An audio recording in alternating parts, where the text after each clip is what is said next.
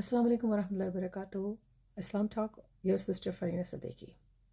I want to talk about a very important ayah, which is ayah number 102 in Surah Al Imran, which is the third surah and the second largest surah in the Quran, where our Khatib repeatedly uses this ayah, saying and the ones who believe, who have believed, fear Allah as He deserves to be feared, right?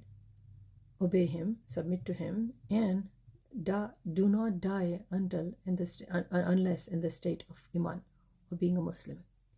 Why? Allah subhanahu wa ta'ala deserves to be submitted, deserves to be obeyed, deserves to be appreciated and unappreciated, right? So we need to remember this, this ayah alone repeatedly reminded for us to help us understand that the submission is the literal litmus test of a believer's iman.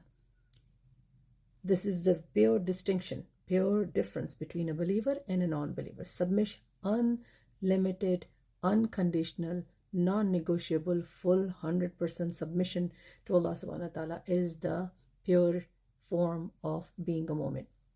We can be Muslims. Anybody who identifies as a Muslim, the one who says the kalma, the one who believes in all the seven things, is a Muslim. But the one who believes in complete, total submission of Allah subhanahu wa ta'ala and not doing anything that displeases Allah subhanahu wa ta'ala and doing every single thing that pleases Allah subhanahu wa ta'ala is the one that is called believer, a mu'min with taqwa. So we need to remember this difference, and every single day when we actually look at ourselves, analyze ourselves, evaluate our day's performance, we need to understand and analyze that we did not do anything that actually causes displeasure of Allah subhanahu wa ta'ala or disobedience of Allah subhanahu wa ta'ala. We need to assess ourselves on a daily basis. Am I an obedient servant of Allah subhanahu wa ta'ala?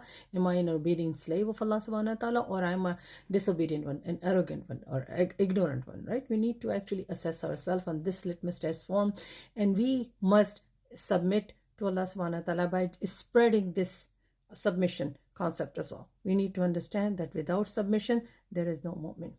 Without complete obedience, there is no mu'min. So there is free will available to choose from right and wrong, but submission of Allah subhanahu wa ta'ala is the pure form. So remember this, keep me in your du'as. I will continue talking more about this topic.